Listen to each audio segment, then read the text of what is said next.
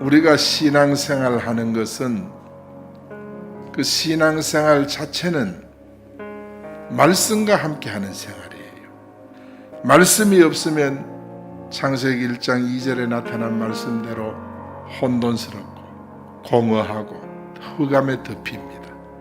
그리고 우리가 아무리 신앙생활 잘하다가도 말씀을 놓치면 창세기 1장 2절에 현상이 나타나는 거예요. 우리 교회가 늘 말씀하니까 넓게는 성경책이지만 그러나 구체적으로는 복음입니다. 사람을 재미있게 끌고 가는 것은 한계가 있어요. 사람을 정말 흥미를 돋구는 것은 한계가 있어요.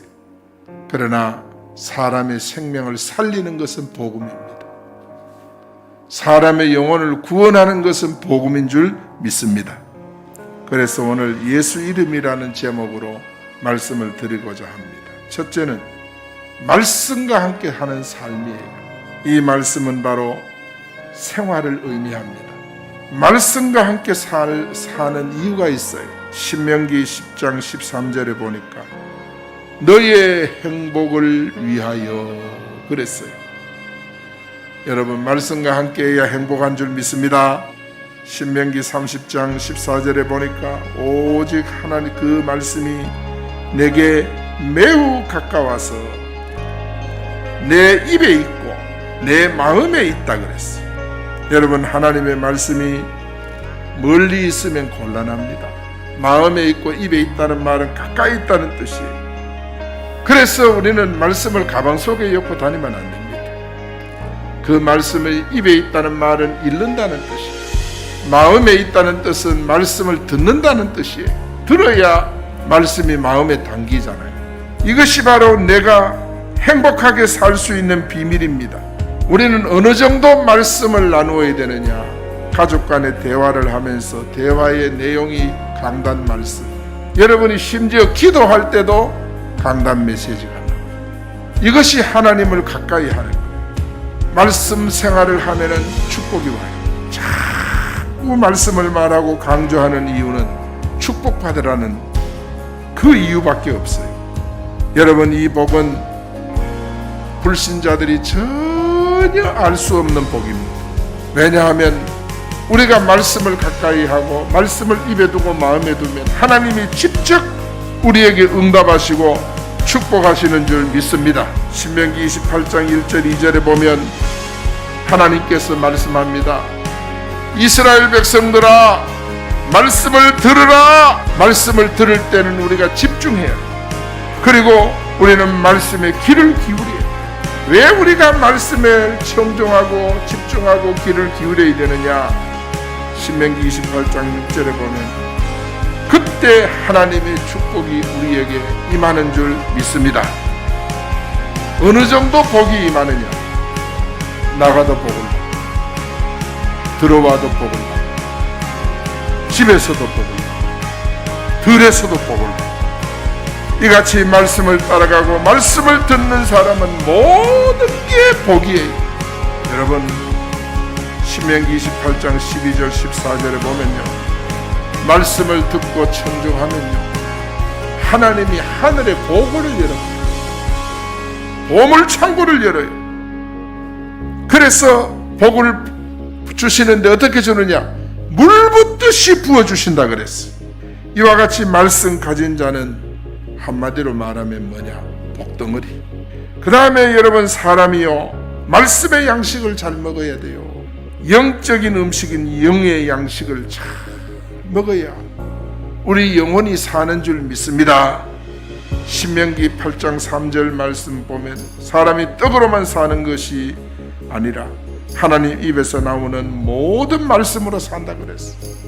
여러분, 고민하고 갈등하고 답답해하는 거, 그것이 전부 말씀 속에 있는 줄 믿습니다. 그 다음에 여러분, 예수님의 이름은요 구원자란 뜻이 있어. 21절에 보니까 아들을 낳으리니 이름을 예수라 하라. 이는 그가 자기 백성을 저희 죄에서 구원할 자이심이라. 여러분, 교회를 다니면서도 예수님이 누군지 모르는 사람들이 있을까요? 없을까요? 모태신앙입니다. 3대째 예수 믿고 4대째 예수 믿고 예수 믿은 연도가 50년이 넘고 60년이 넘어도 예수 모르는 사람이 있어요. 예수님의 이름의 뜻은 뭡니까? 자기 백성을 죄에서 구원하는 구원자라는 뜻이에요. 여러분, 무슨 죄가 그렇게 많아서 구원자로 오셨는가?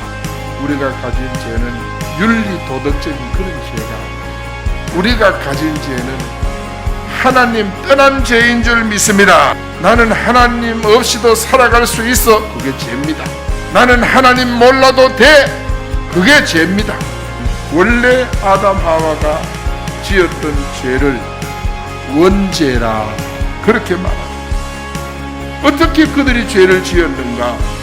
창세기 3장 6절에 보면요, 아담 하와가 사단에게 쏘았어요. 그 결과로 창세기 3장 7절에서 10절에 보면 하나님 떠나버렸어요. 이게 원죄예요. 그래서 예수님이 참 왕으로 오셔서 사단을 박살낸 줄 믿습니다. 그래서 예수님이 참 제사장으로 오셔서 죄 용서해 주신 줄 믿습니다. 그래서 예수님이 선지자로 오셔서 하나님 만나는 길을 열어주신 줄 믿습니다. 그뿐 아닙니다. 또 한 가지 죄가 있는데 우상숭배죠. 하나님 떠나서 하나님 아닌 다른 것을 신으로, 다른 것을 주인으로 섬기고 사는 것이 우상입니다. 그게 우상입니다. 또 한 가지 죄는 자범죄입니다. 행동으로 짓는 죄, 생각으로 짓는 죄, 마음으로 짓는 죄, 이게 전부 자범죄입니다. 그래서 원죄와 우상숭배죄, 자범죄, 이 세 가지 죄에서 예수님께서 우리를 구원해 주신 줄 믿습니다. 우리의 과거, 현재, 미래 모든 문제에서 우리를 건져내시는 그분이 바로 예수 그리스도신 줄로 믿습니다. 세 번째는 우리가 매일 기억할 것이 있어요. 10분초마다 기억을 해야 돼요. 오늘 본문 21절에 보니까 하나님이 나를 구원하셨다. 이거는 우리가 가슴에 새겨야 돼요. 기억해야 돼요. 문제가 올 때마다 하나님이 나를 구원하셨다. 지금도 구원하신다. 매일 매 순간 기억해야 돼요. 죄와 저주와 사단과 지옥의 권세에서까지 하나님은 우리를 건져주셨고 빼내주셨고 이제는 지옥 가고 싶어도 갈 수 없는 운명이 되어버렸어요. 이것이 바로 뭐냐 하면 구원받은 자의 축복입니다. 한번 구원받은 자는 영원한 줄 믿습니다. 그래서 우리는 나는 구원받았다는 확신을 가지고 운전하네. 흔들리면 안 됩니다. 그 다음에 두 번째 따라합니다. 하나님이 말씀으로 해답을 주신다. 22절에 보니까 이 모든 일이 된 것은 주께서 선지자로 하신 말씀을 이루려 하심이라. 하나님은 거짓말을 못합니다. 한 번 말씀한 것은 응답하시고 그대로 되게 만드시는 분이 전능하신 하나님입니다. 여러분, 아담 하와가 원죄에 빠졌을 때 하나님께서 아담 하와를 어떻게 건져줬지요? 창세기 3장 10절 여자의 후손이신 예수 그리스도를 보내주셔가지고 원죄 문제에서 아담이 빠져나오게 하십니다. 이스라엘 백성이 430년 동안 애굽의 노예살이었죠. 그때 이스라엘 백성이 자기들 자력으로 빠져나온 게 아니에요. 어린 양의 피 언약을 준 거예요. 그래서 그 피 언약을 통해서 이스라엘 백성이 애굽에서 빠져나오게 된 줄로 믿습니다. 70년 바벨론 포로가 됐을 때도 하나님께서 이사야 7장 14절에 처녀가 잉태하여 아들을 낳은 그 이름을 임마누엘이라. 70년 바벨론 포로에서 귀환할 수 있었던 것은 예수 그리스도를 통해서 가능한 줄 믿습니다. 250년 로마의 속국을 당했어.